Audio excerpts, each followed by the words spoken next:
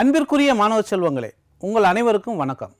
நம் உடலில் நடைபெறும் அத்தியாவசியமான தேவைகளுக்கு மிகவும் முக்கியமான ஒன்று எது அப்படின்னு கேட்டால் அதுதான் வைட்டமின்கள் அப்படின்னு சொல்கிறோம். இந்த வைட்டமின்கள்னால் என்ன? இந்த வைட்டமின் நம்ம உடலுக்கு எவ்வாறு கிடைக்கிறது? இந்த வைட்டமின் நம்ம உடலில் அதிகமானாலோ அல்லது குறைபாடு ஆனாலோ நம்ம உடலில் எந்த விதமான குறைபாடுகள் நோய்கள் ஏற்படும் அப்படிங்கிறத பார்த்துட்டு, இந்த வைட்டமின் பகுதியிலிருந்து இதுவரை போட்டித் தேர்வுக்கு எத்தகைய வினாக்கள் கேட்கப்பட்டுள்ளன என்பதனையும், போட்டித் தேர்வுக்கு எவ்வாறு தயாராவது என்பதை பற்றியும் பார்க்கலாம். உடலில் நடைபெறும் சில செயல்பாடுகளுக்கு அத்தியாவசியமான சிறிய கரிமச் சேர்மத்தை தான் நம்ம வைட்டமின்கள் அப்படின்னு சொல்கிறோம். ஒவ்வொரு வைட்டமினும் ஒரு குறிப்பிட்ட செயலை செய்கிறது. அதாவது பயாலஜிக்கல், நம்ம உடலில் நடக்கூடிய பயாலஜிக்கல் ஃபங்க்ஷனுக்கு முக்கியமானது என்ன அப்படின்னு கேட்டால் இந்த வைட்டமின்கள். வைட்டமின்கள் என்பது உடலால் தொகுக்க இயலாது. நம்ம உடல் என்ன செய்யாது? வைட்டமின்களை உற்பத்தி செய்யாது. அப்போ நம்ம வைட்டமின்கள் நம்மளுக்கு எப்படி கிடைக்கும் அப்படின்னா, டெய்லி நம் உண்ணும் உணவுலேருந்து தான் வைட்டமின்களை என்ன செஞ்சுக்கிறோம் அப்படின்னா எடுத்துக்கிறோம். உணவின் மூலமே கிடைக்கக்கூடியது. கார்போஹைட்ரேட்டுகள், லிப்பிடுகள், புரதங்கள். இந்த கார்போஹைட்ரேட், லிப்பிட், புரதம் இதை நம்ம உடலில் எடுத்துக்கிட்டாலும் அது நம்ம உடலுக்கு ஆற்றல் மூலமாக செயல்படும். ஆனால் வைட்டமின்கள் அப்படி ஆற்றல் மூலமாக செயல்படுவது கிடையாது. ஆனால் எப்படி வேலை செய்யும் அப்படின்னா, கோஎன்சைம்ஸ், அதாவது துணை நொதிகளாக என்ன செய்யும் கேட்டால் நம்ம உடலில் செயல்படும். இதன் பற்றாக்குறை அல்லது மிகுதியானது நோய்களை உண்டாக்கும். இந்த வைட்டமின் அதிகமானாலும் நோய், அதே நேரத்தில் குறைவுபட்டாலும் என்ன செய்யாமலுக்கு நம்மளுக்கு நோய் உண்டாகும்.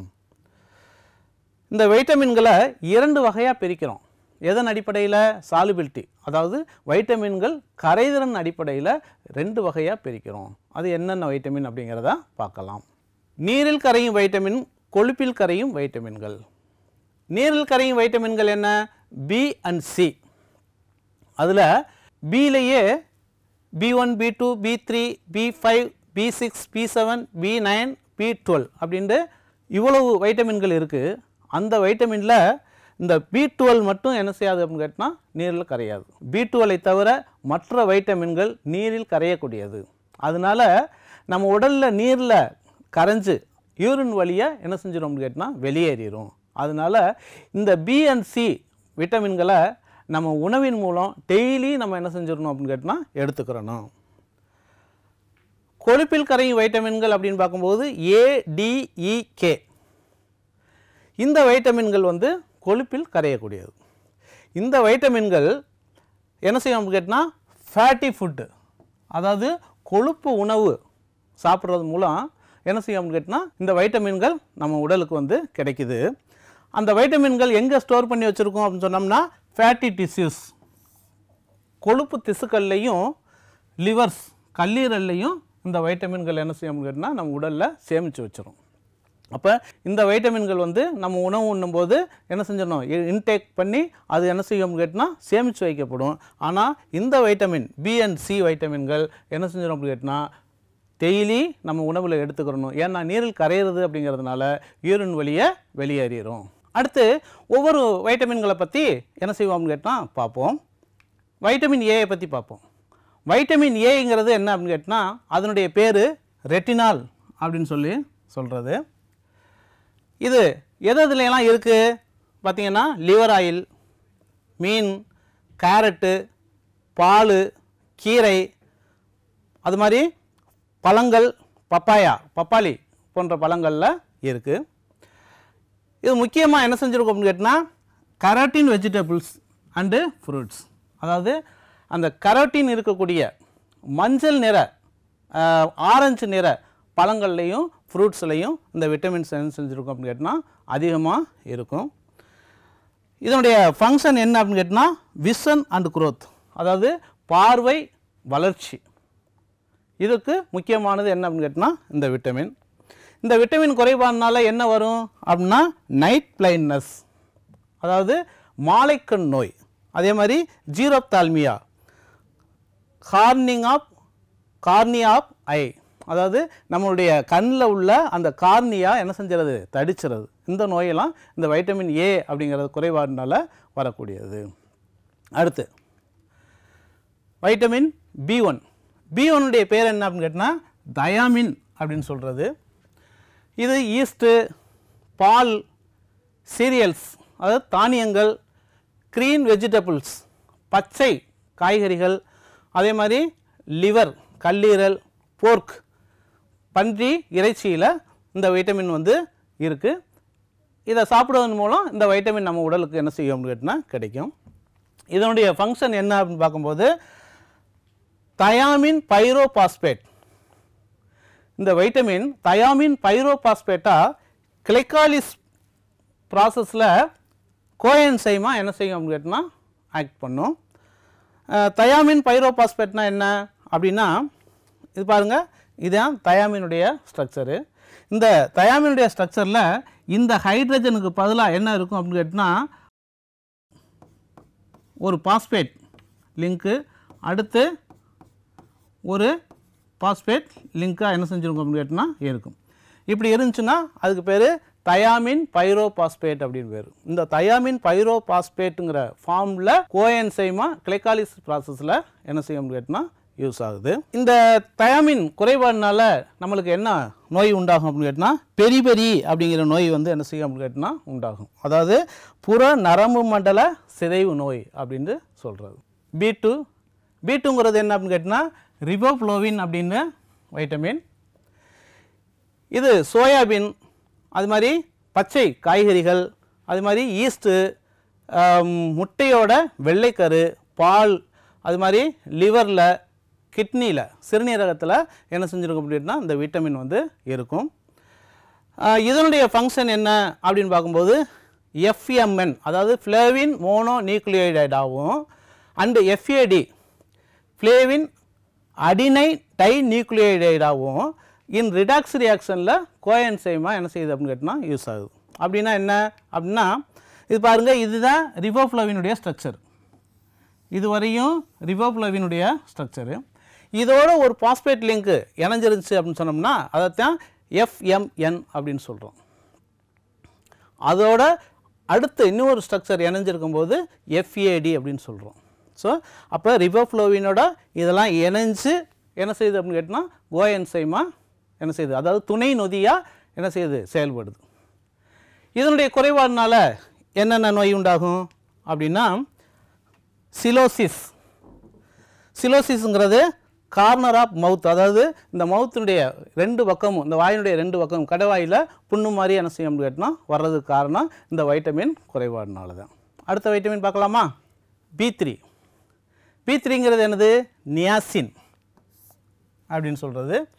இது வந்து அதே மாதிரி தானியங்கள், கிரீன் லீஃபி வெஜிடபிள்ஸ் பச்சை காய்கறிகளில், அதே மாதிரி லிவர் கல்லீரலில், அதே மாதிரி கிட்னி சிறுநீரகத்தில் இந்த வைட்டமின்கள் என்ன செஞ்சுருக்கு அப்படின்னு கேட்டால் இருக்குது. இதை உட்கொள்வதன் மூலமாக இந்த வைட்டமின் நம்ம உடலுக்கு என்ன செய்யும் போகும்.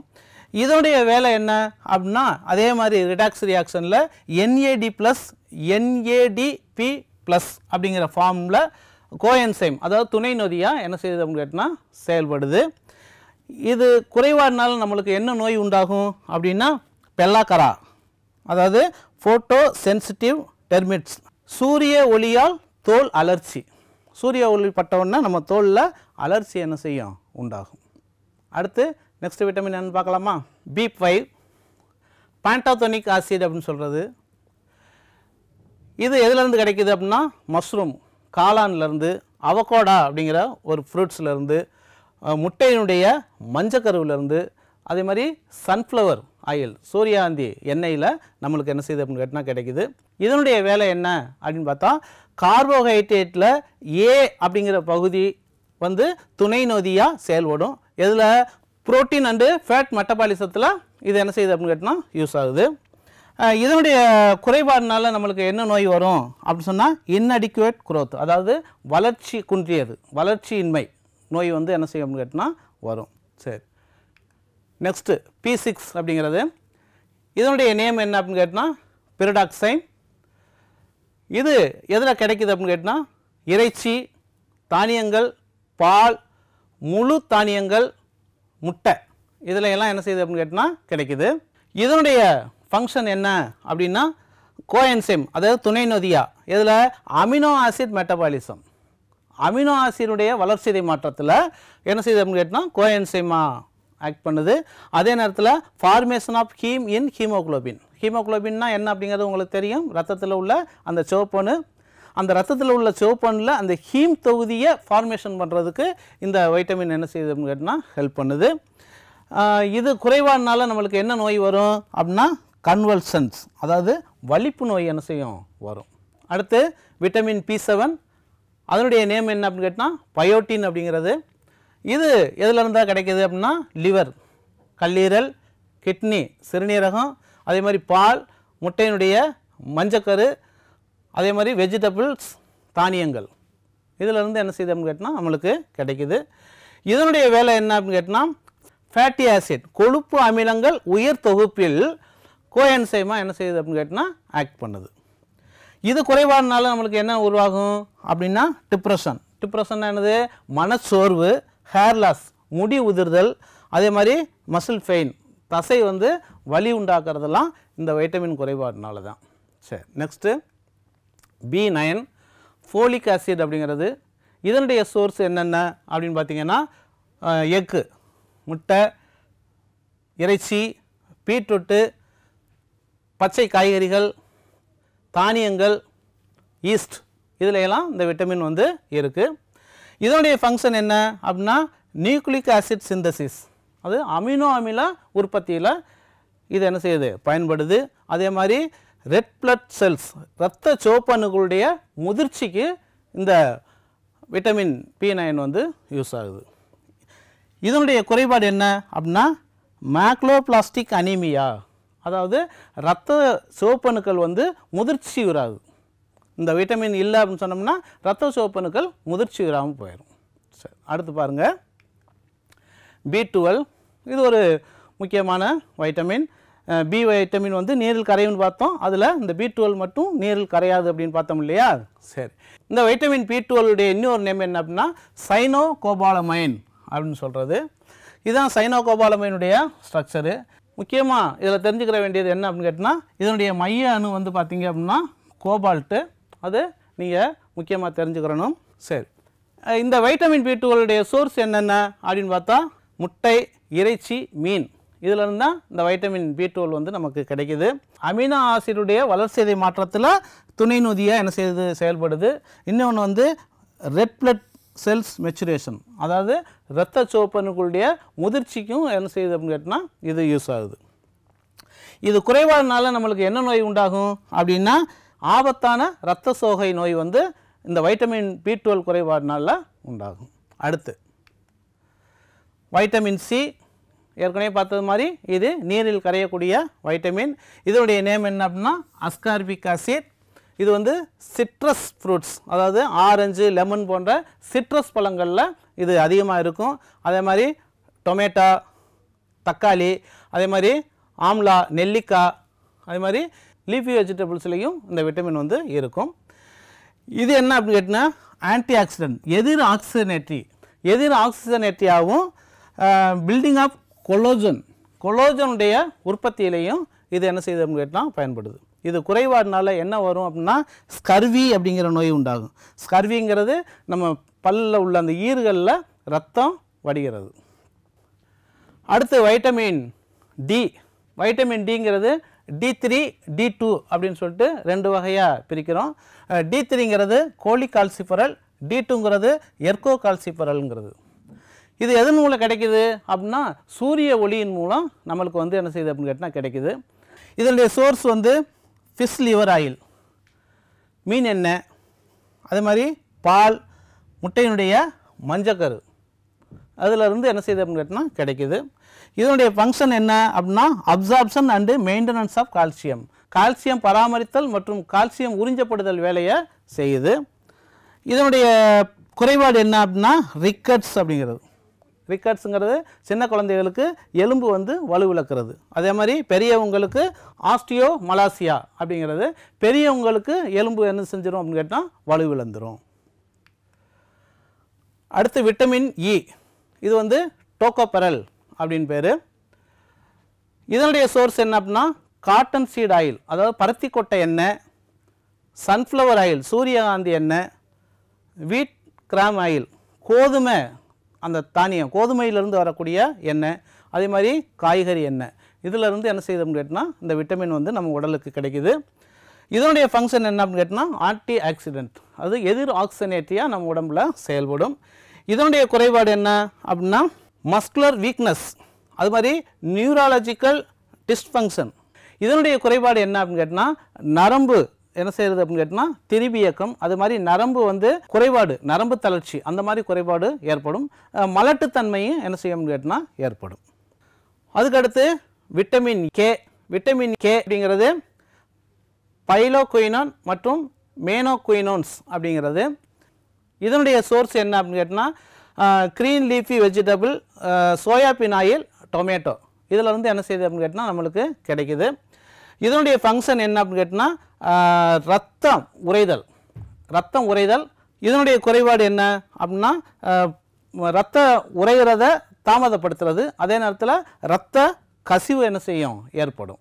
இதுவரையும் விட்டமின்னா என்ன, அதனுடைய பேர் என்ன, எங்கே இருந்தெல்லாம் கிடைக்குது, விட்டமினுடைய சோர்ஸ் என்ன, அதே மாதிரி விட்டமின் குறைபாடுனால ஏற்படக்கூடிய நோய்கள் என்ன அப்படிங்கிறத பார்த்துட்டோம். இப்போ இதிலிருந்து எந்த மாதிரி கேள்விகள் இருக்குது அப்படிங்கிறத பார்ப்போம். ஏஐபிஎம்டி 2012 எந்த விட்டமின் குறைபாட்டினால் ஆர்பிசி குறைபாடு உருவாகிறது. ஆர்பிசிங்கிறது இரத்த சிவப்பணுக்கள்னு சொன்னோம். இரத்த சிவப்பணுக்கள் குறைபாடு எந்த விட்டமின் இப்போ தான் பார்த்தேன் இல்லையா, எது விட்டமின் B12. அப்போ ஏதான் உங்களுக்கு சரியான ஆன்சர். நெக்ஸ்ட் கொஸ்டின் போகலாமா. நீட் 2021 அதே கொஸ்டின் தான் கேட்டிருக்காங்க. என்ன பாருங்கள், எந்த வைட்டமின் குறைபாடினால் ஆர்பிசி குறைபாடு உருவாகிறது, எது வைட்டமின் B12. ஏதான் சரியான ஆன்சர். நெக்ஸ்ட் கொஸ்டின் போகலாமா. Deficiency of vitamin B1 causes the disease. அதாவது ஏஐபிஎம்டியில் 2012 வைட்டமின் B1 குறைவினால் ஏற்படும் நோய் என்ன அப்படின்னு கேட்டிருக்கு. அப்போ ஒவ்வொன்றுடைய குறைபாடு என்ன அப்படிங்கிறத பார்ப்போம். ஸ்டெரிலிட்டி, மலட்டுத்தன்மை, இப்போ தான் சொன்னேன் வைட்டமின் ஈனால தான் இந்த மலட்டுத்தன்மை ஏற்படும் அப்படின்னு சொல்கிறோம். அப்போ இது வைட்டமின் இ. சரி, கன்வல்சன்கிறது வலிப்பு நோய். அந்த வலிப்பு நோய் எதுன்னு பார்த்தோம், ஞாபகம் இருக்கா, வைட்டமின் B6. ரைட், இது வந்து வைட்டமின் B6னால உருவாகும். பெரிபெரி பார்த்தா ஞாபகம் இருக்கா, வைட்டமின் B1. வைட்டமின் B1னால பெரிபெரி உண்டாகும். சிலோசிஸ் எதில் உருவாகும், வைட்டமின் B2. வைட்டமின் B2னால சிலோசிஸ் உருவாகும். என்ன கொஸ்டின், வைட்டமின் B1 குறைபாடுனால், அப்போ எது, சி தான் உங்களுக்கு சரியான ஆன்சர். நெக்ஸ்ட் கொஸ்டின் போகலாமா. ஏஐஎம்எஸ்ல 2011 கீழ்கண்டவற்றில் கொழுப்பில் கரையாத வைட்டமின் எது. ஏற்கனவே பார்த்தோம், நீரில் கரைகிறது பிசி, நீரில் கரைகிறது கொழுப்பில் கரையாது. ஏடிஇகே அப்படிங்கிறது கொழுப்பில் கரையக்கூடிய வைட்டமின். இங்கே என்ன கொஸ்டின், கொழுப்பில் கரையாத வைட்டமின் எது. அப்போ நீரில் கரைகிறது தான், கொழுப்பில் கரையாது. அப்போ நீரில் கரைகிறது எது, பி அண்ட் சி. அப்போ ஏடிஇ மூணுமே என்னது, கொழுப்பில் கரைகிறது. பி மட்டும்தான் நீரில் கரைகிறது, கொழுப்பில் கரையாது. அப்போ பி தான் சரியான ஆன்சர். நெக்ஸ்ட் கொஸ்டின் போகலாமா. ஏஐபிஎம்டியில் 2011 கீழ்கண்ட எந்த வைட்டமின் நீரில் கரையக்கூடியது. திரும்பவும் அதே தான், நீரில் கரையக்கூடிய வைட்டமின் எது அப்படின்னு கேட்டிருக்காங்க. எது, பி அண்ட் சி நீரில் கரையக்கூடியது இருக்கா, பி இருக்குது. அப்போ நீரில் கரையக்கூடியது வைட்டமின் பி. பி தான் சரியான ஆன்சர். ஏஐஎம்எஸ்ல 2001 ஒரு கொஸ்டின் கேட்டிருக்காங்க. அதே கொஸ்டின், நீரில் கரையும் வைட்டமின் எது. இப்போ தானே பார்த்தோம், எது, பி அண்ட் சி தான் நீரில் கரையும். ஏடிஇ மூணுமே கொழுப்பில் கரையக்கூடியது. அப்போ டி தான் சரியான ஆன்சர். நெக்ஸ்ட் கொஸ்டின் போகலாமா. ஏஐபிஎம்டியில் 2006 மனித உடலால் உற்பத்தி செய்ய முடியாதது எது அப்படின்னு கேட்டிருக்காங்க. டிஎன்ஏ நம்ம உடலில் அதுவே என்ன செஞ்சிடும், உற்பத்தி ஆகிக்கும். டிஎன்ஏ ரெப்ளிகேஷன் படிச்சிருக்கீங்க இல்லையா, டிஎன்ஏ உற்பத்தி ஆகும். ஹார்மோன்ஸ், ஹார்மோன்ஸுங்கிறது நம்ம உடம்புல சுரக்கக்கூடிய சுரப்பிகள் அப்படின்னு சொல்லி படிச்சிருப்பீங்க. ஹார்மோன்ஸும் நம்ம உடலில் தானாக உற்பத்தி ஆகும். என்சைம்ஸு நம்ம உடலில் உற்பத்தி ஆகக்கூடியது. வைட்டமின் தான் நம்ம உடலால் தொகுக்க இயலாது, நம்ம உணவின் மூலம் தான் உட்கொள்ளணும் அப்படின்னு பார்த்தோம் இல்லையா? அப்போ எது ஆன்சரு? பி தான் சரியான ஆன்சர். நெக்ஸ்ட் கொஸ்டின் போகலாமா? ஏஐஎம்எஸில் 1996 கீழ்கண்டவற்றுள் கோபால்ட்டை கொண்டிருப்பது எது அப்படின்னு கேட்டிருக்காங்க.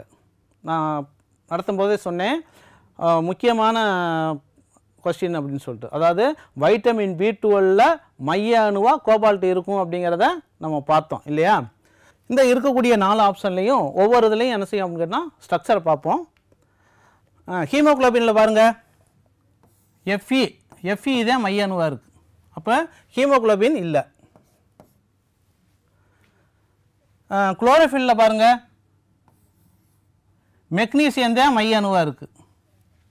அப்போ குளோரோஃபிலும் இல்லை. விட்டமின் டி பாருங்க, இதில் அப்படி மைய அணு எதுவும் இல்லை. அப்போ விட்டமின் டியும் இல்லை. விட்டமின் B12 மைய அணு எது அப்படிங்கிறத நம்ம பார்த்தோம். இருந்தாலும் மறுபடியும் உங்களுக்கு ஸ்ட்ரக்சர் காமிக்கிறேன் பாருங்கள். இதான் விட்டமின் B12. விட்டமின் B12 மைய அணுவாக என்ன இருக்குது? கோபால்ட் இருக்குது. அப்போ கீழ்கண்டவற்றில் கோபால்ட்டை கொண்டிருப்பது எது? Vitamin B12. ஏதான் சரியான ஆன்சர். நெக்ஸ்ட் கொஸ்டின் போகலாமா? Vitamin B12 contains, same question தான். என்ன பார்த்தோம்? கோபால்ட். பி தான் சரியான ஆன்சர். இதுவரையும் நம்ம வைட்டமின்கள் தான் என்ன, வைட்டமினுடைய சோர்ஸ் என்ன, அதனுடைய வைட்டமின்கள் அதிகரித்தா என்ன நோய் வரும், அதே மாதிரி வைட்டமின் குறைபாட்டால் என்ன நோய் வரும் அப்படின்னு சொல்லிட்டு பார்த்தோம். அதே மாதிரி வைட்டமின்களில் இதுவரையும் போட்டித் தேர்வுக்கு எத்தகைய வினாக்கள் இருக்குது அப்படிங்கிறத பார்த்தோம். ஸோ வைட்டமினில் முக்கியமாக நீங்கள் தெரிஞ்சுக்கிற வேண்டியது என்ன அப்படின்னு கேட்டால், வைட்டமின்னால் ஏற்படக்கூடிய குறைபாடுகள் என்னென்ன, அதே மாதிரி நீரில் கரையக்கூடிய வைட்டமின், கொழுப்பில் கரையக்கூடிய வைட்டமின் எது அப்படிங்கிறத தெரிஞ்சுக்கிட்டீங்கன்னாலே போட்டித் தேர்வுக்கு நீங்கள் எளிதில் என்ன செய்யலாம்? பதிலளிக்கலாம். நன்றி.